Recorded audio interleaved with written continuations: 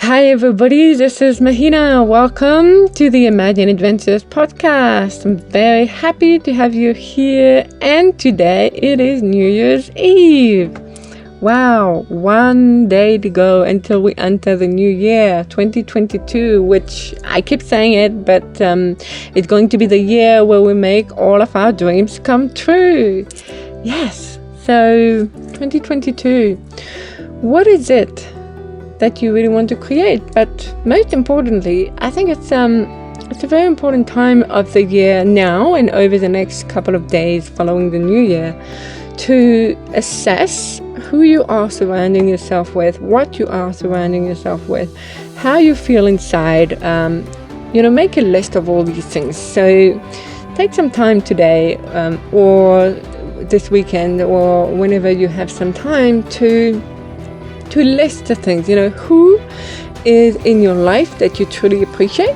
So you can list all of these people. Who is in your life that you feel like you have to people please. You feel that you owe them something, you're not quite comfortable around them. Don't worry, nobody's going to see your list, but I want you to list that out. So list them down, put them down. Who is it that you're not quite comfortable around or not quite comfortable having in your life right now? And another list can be who is it that you kind of have to be around, but you don't like. Not like as a person, but you don't like to be around them, but you have to. So it could be your boss or it could be your colleague or whatever. You don't feel like you have a choice. And then what it is in your life that you love and you have and that you love. What is it in your life that you want to manifest, to create, to attract? What are your big dreams? This is where you list all of your dreams, and this is a wish list, so write it all down. Don't stop yourself, don't limit yourself, dream big. Write down what you want in 5 years' time, in 10 years' time, tomorrow, within the year. It's not because it's only the new year that you need to focus on what you want that year. You can also focus on what you want in general. And it can be things, it can be situations, it can be experiences, it can be people, it can be feelings. Especially feelings, actually. But don't be too vague, like, I want to be happy. Everybody wants to be happy. So this is a wonderful thing to write down, obviously, but try and be more specific. And then what are the things that you don't particularly like, but that you have to do? So let's say it's your job, for example. Maybe you hate your job. Hopefully not, but maybe you do. That's fine. That can be changed. You can change many things about your job or your situation and experiences about this job. So it can be, the fact that, you have to take the train for an hour every day, or things that you don't like so much in your life, but you have to do. And then another list to do is to list the things, but also the people and the situation that you just can't stand. Seriously, and be honest with yourself. Be brutally honest. Again, nobody's going to see your list. We are even going to burn it down. So don't worry. Just be fully honest. This is the main goal and purpose of this exercise. This is how it's going to be the most efficient for you. So you write down what you can't stand. What is it you can't stand? Who can you not stand? But what situation you can't stand? So again, everybody's life and experiences are different. But if you can't stand the cold and you don't want to live in a country where there's winter, which is my case, which is why I'm moving to a tropical island very soon, write it down. Okay, so when you've got that list of the who and the what, you are assessing basically in your life, what is it that you love and want to keep? What is it that you kind of feel like you don't have a choice and you're doing that not quite aligned with what you really want in your life, but you feel that you have to do? And then the thing that you really can't stand. So when you've done that, take the list of the thing that you love and that you appreciate and that you're happy with. Hopefully you've written them on 3 sheets of papers, and if not, just cut it. It's okay. If you've written it on note on your phone, I recommend writing it down by hand. It's a very efficient exercise for your brain. Your brain will remember what you've written a lot better if you write it down, and it will activate different part of your brain that will just literally embed it into your memory. So it's very important to write it down. So write that down, and then take those 2 lists, the who and the what, that you love and appreciate and are happy with, and put them on your wall. Pin them on your wall somewhere, or put them in your I don't know, creative box, or in your journal or whatever. Okay, so you keep those. Then you're going to take the list of the things that you are, or the people that you are surrounding yourself with, or feeling, or that inside and outside, that you kind of feel like, you have to put up with, because you want to people please. And so what I want you to do is, for each of these things, really define the big why behind that. Like, why are you feeling that way about that? So why are you doing those things you don't really like? But for usually it when we, let's say our sister got divorced, and every weekend you go and take care of her kids, or every Thursday you take care of her kid. You love the kids, you love your sister, you want to help, but doing so means that it's taking a big chunk of your time where you feel you need to do other things. So it's not like black and white thing. This list is all about things that you don't really like doing, or you wish you could do differently, but you feel you have to do them, usually because of somebody else, or because you want to people please, or because you feel like you have to. So for example, let's take another example. You've just created your new business, and let's say you're on social media and you are posting every day and working 5 hours a day on social media, or creating whatever you're creating for 5 hours a day, but it's really taking a lot of your time, and you know that you should be doing other things, but you feel like you have to do that in order to find your next client, for example. So this is also a very interesting example, because you're doing something that you don't necessarily hate to do. You actually like to be on social media, but you're doing it for too much, for too long, for the wrong reason, because you feel that you have to, otherwise you're not going to find whatever it is that you need, your client that you need, or whatever. It can be something like that. Or you see, let's say you have a whole family, you have a husband and kids, and you go and see your parents every weekend, and because you've done that since the kids were born, and now they are about 10 and 12 years old, and your parents are not necessarily changing because their life is pretty much the same, but you are changing. The kids are older, they don't want to see grandma and grandpa every weekend, they want to hang out with their friends. You as a family may want to be doing other things together, but you feel really uncomfortable because you feel that you can't say that to your parents. You want them to be happy, so you still take the kids to your parents every weekend, but it doesn't make everybody happy. So this is a very ambiguous list. So write it down and just keep it somewhere for now. And then you have the list of the things, the people, and the things that you cannot stand at all, that you want to change. So what I want you to do on that list is take everything that you've written down. So let's say, I hate this person at work, or I don't like the winter, or whatever it is that you've written down. You really can't stand. These are definitely like black and white. This is black. Black is not negative for me, but it is the what you feel is negative. It is the thing that you don't like, you can't stand.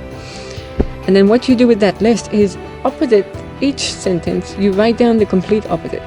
So you say, I don't like living in France because it's cold. So you write, I love living by the tropical beach because it's warm. Something like that. It sounds crazy or ludicrous, but it's very efficient. So do that for every sentence, I can't stand having to drive or to be stuck in the traffic for 1 hour every day going to work, or whatever it is that you feel you don't like in your life. It can be people, it can be situations, it can be feelings. I don't like to feel so tired in the morning, right? And write down the opposite. So I love feeling so energized in the morning. Okay, so you write down the opposite. And then what I want you to do is, when you're finished doing that, you've written down all of the opposite. You take that list. In this list, you're going to burn. You're going to not worry about it. So all of the things that you have written down that you hate, and then the opposite, just trust that you've just transformed. You've just turned lead into gold, basically. You've just transformed it in one way or another. You don't need to understand how. Just know that vibrationally it has changed. And then I want you to find a safe container and a lighter, and make sure you don't burn the house down, but burn those two pieces of paper, the who and the what that you can't stand, having written the opposite, and then just burn that. That is, there's power in rituals, there's power in words, in prayers, because they're all vibration. We're all energy, we're all vibration. As a quantum manifestation coach, this is what I specialize in, but you know that as well. And quantum physics has proven it. So you've just changed the vibrational essence of the things that you've written down. So the great thing about that is that you don't even need to worry about it or to think again about the things that you can't stand or don't like. They are going to change on their own. You've just released it to the universe. You've actually just by burning it. It's very interesting. It's like when you burn things, you transform their essence. So it's exactly like the pebble that you throw in the water, and then it has all of these little waves expanding. Whatever you do, so what you did now by burning that piece of paper will have a consequence in your life. And the best thing about it is we may not be able to explain exactly how it worked or why it worked, but it does work. So you will find that in 2022, from now on, and probably forever, every time something new that you can't stand or that you hate comes up, just do that again, write it down, write the opposite, and then burn it. And you'll find that more and more of these things will naturally fall away, fall apart, transform, change. You'll have new opportunities, things will happen. You don't need to think about it, you don't need to worry about it, just trust. You don't even need to believe, you don't even need to trust if you don't want to. I just wouldn't recommend worrying about it. Just write it down and just leave it. If it's, for example, the fact that you're stuck in the traffic for an hour every day at work, worrying about it or telling yourself every morning, I hate it, not going to help. So you've written down that you hate that, and then you've written the opposite. I love the fact that every day it's so easy to get to work, and I get to work so quickly, and it's great. Who knows? You might find that there's a new office opening or a new branch of your company that's opening 2 streets away from your house within the next 6 months. You don't know. It may be that you and your partner or you are moving house, have an opportunity to buy a house or to rent a house, or maybe a friend is going to ask you to house sit somewhere really close to work, and so for a little while you're going to be really close to your work, and you won't have to be stuck in the traffic for so long. And then you realize it's actually great what you're doing, and turns out that because you feel so good about not driving to work, when you are back in your own house, you begin to look for other jobs closer to your house, and you might find a job that's actually even more fulfilling. So I'm just saying this because these are actual examples of things that happened to me and to my clients over the years, and it is just to show you how amazing the universe is, how flexible, how open-minded it is, and how endless the possibilities are. So again, you don't need to trust or believe, just take that piece of paper, the 2 pieces of paper, and burn them down, burn them. So once you've done that, We just need to, so the positive, really good thing, you've just reassessed what you want in your life and what you don't want in your life for the new year. So the list of the things you love, it is visible somewhere, okay? The list of the things you hate, you can't stand, it is gone. It's been transformed. It's just doing its own work. You don't need to worry about it. And now we've got the things you're uncomfortable doing. And what I recommend is, with that list, spend a little bit of time, for an hour or two, depending on how many things you've got written down there, and try and be innovative. So before you begin, close your eyes, and I want you to take 5 deep breaths. Really deep breath in and out through the mouth or the nose, but deep breath in through the nose, and take some 5 deep long breaths. Close your eyes, center yourself, and then I want you to just say to yourself 3 things. So just say inside yourself, just say, oh, thank you, thank you, thank you. Then you say, I'm so grateful for where I am now. I'm so grateful for where I am now. I'm so grateful for where I am now. And last thing you say, I'm so grateful for who I am now. I am full of love. I'm so grateful for who I am now. I am full of love. I'm so grateful for who I am now. I am full of love. Simple ritual, doesn't take long. When you've done that, open your eyes, look at your list, and then start to be creative. Okay, so just start to find some new innovative solutions of how you could do these things better. So the best way is to always change your perspective. So come from a place of love. So let's take the example of the grandparents and the kids who've grown up, and you need to do other things during the weekend than spending the whole weekend at grandma and grandpa's. So maybe you feel inspired to say, okay, so we are now going to plan a family weekend, but just with the 2 of us, parents and the 2 kids, and we're going to go somewhere new, somewhere that maybe an hour or 2 drive away, or the pool, or like just do an activity as a family. And we will explain that to our parents, that the kids are growing and they need more exercise, and especially if they're boys, or if they're girls, they need to develop their creativity. And we're going to take them rock climbing or whatever. And so I'm just going to tell mom and dad, the grandparents, that 3 weekends a month.